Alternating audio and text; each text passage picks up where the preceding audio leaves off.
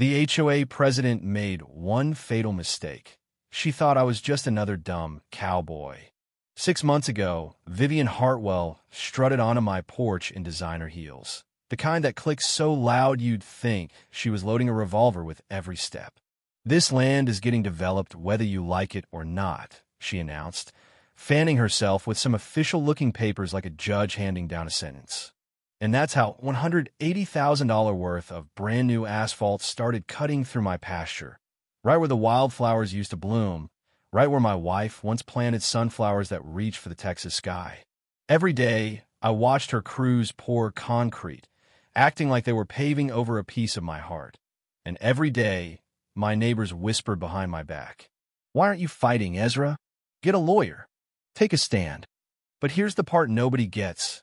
Sometimes the best revenge is letting your enemy think they're winning.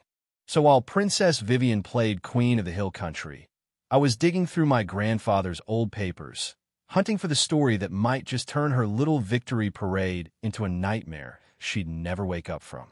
You ever had someone underestimate you so badly it almost made you laugh? That's how I felt the first day she marched up in her power suit, like she was headed to a Supreme Court argument, not a cattle ranch in August. "Mr. Mitchell," she started, not even a howdy. "We need to discuss your agricultural situation." She said agricultural like it was a dirty word. Turns out my real crime was that my cattle, being actual cattle, sometimes produced what the county calls agricultural odors. It was a revolutionary discovery to her, apparently. She filed a formal complaint, claimed I was violating health codes. It didn't stick, but it cost me $3,000 in legal fees I should have spent paying down the last of Sarah's hospital bills. Vivian's a former California corporate lawyer who calls herself an investor.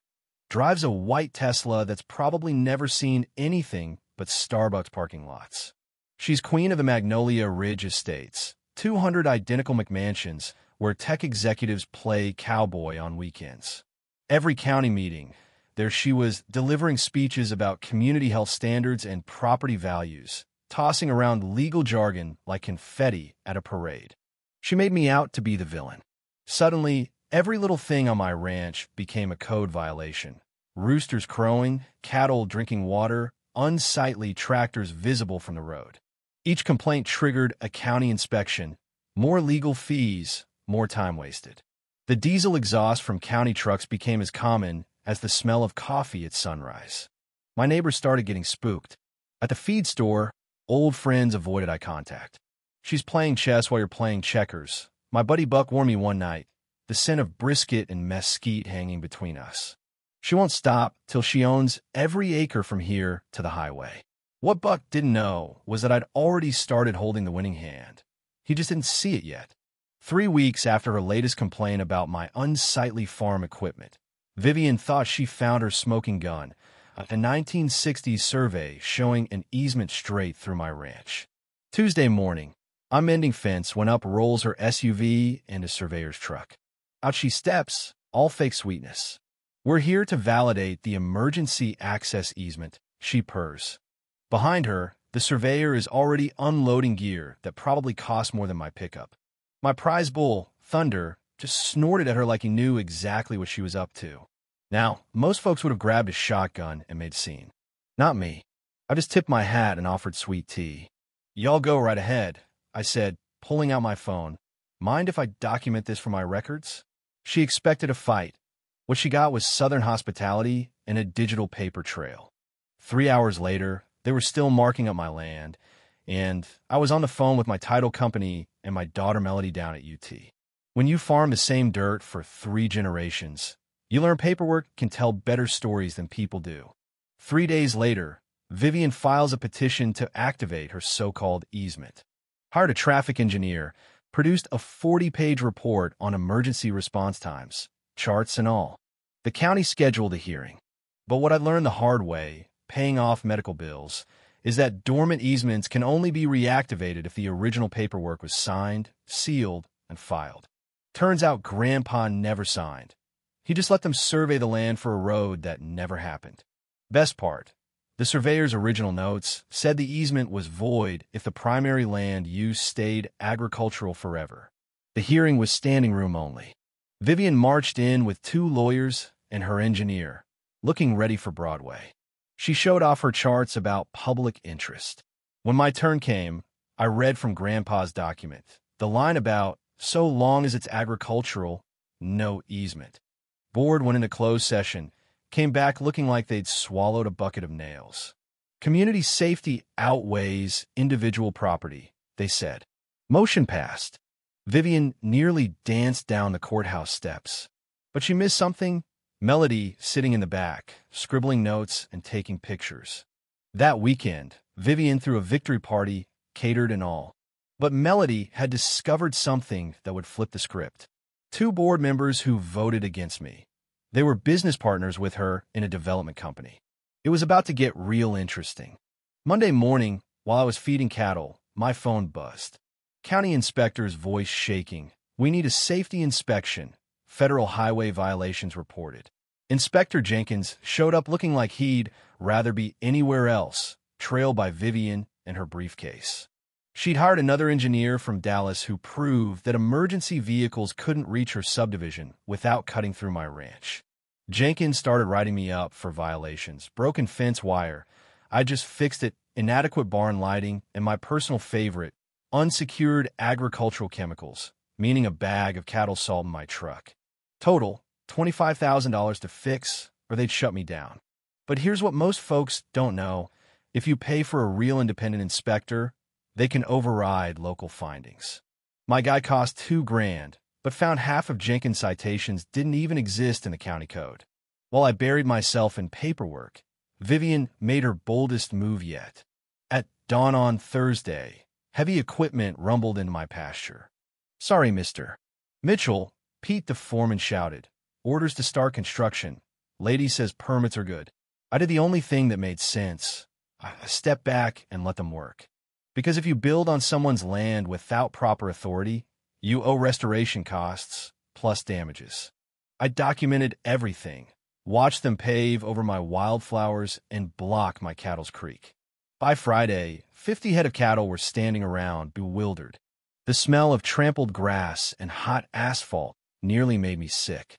Vivian got a restraining order on me next, claiming I'd threatened her workers. Her evidence was me asking Pete to move equipment so my cows could get water. The judge, who lived 3 doors down from her, granted it without hearing my side. Saturday morning, Melody called, her voice electric. Dad, I dug up Vivian's background. Her law license was suspended in California for stealing client money. She owes the IRS $47,000. And the construction crew? They don't have valid permits. County never approved final docs. You got it all on video. That Sunday night, I sat on my porch, listening to distant machinery. What Vivian didn't know was her crew had just become witnesses in the biggest fraud case this county had seen. Every dollar she spent became evidence against her. But Monday brought more trouble. County trucks, white Tesla, new inspector. This guy sweating bullets, reciting dangerous livestock conditions and structural violations. Suddenly, my old barn was condemned. Free riding lessons made me an unlicensed business, and fixing everything would cost $45,000. Timeline: 30 days, or they'd seize my cattle. But small farms have state protections. My independent inspector found half their citations violated AG protection laws. I kept stacking up documentation. Then came outright sabotage. Wednesday night, someone cut my fence, left gates open. Next morning, 12 cattle were missing, including Thunder, my prize bull. Spent the day chasing animals across highways, neighbors helping out. Friday, a state trooper called. Thunder was dead, hit by a delivery truck. Standing there on the asphalt, something in me snapped. Channel 8 News ran the story that night. Thunder died because somebody wanted to break a rancher's spirit by killing what he loves. The story exploded online. 75,000 views overnight. Suddenly, Vivian's victory party was awake. But digging through Grandpa's papers that night, I found something even she couldn't fight.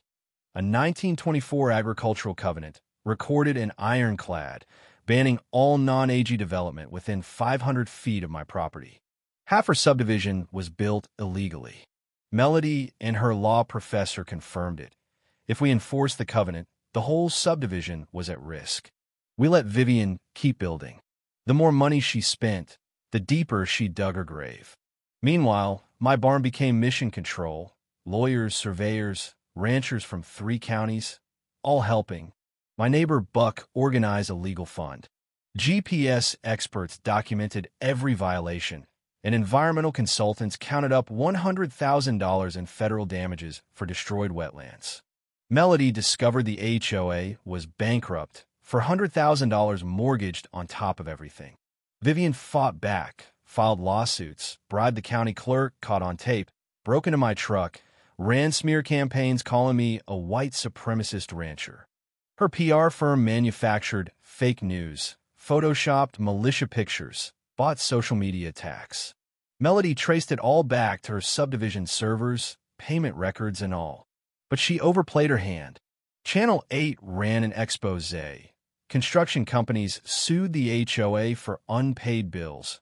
Residents turned on her, and the legal evidence stacked up until even the feds took notice. The day of the court hearing, the courthouse was packed. Reporters, ranchers, neighbors, all packed and tighter than a Sunday potluck.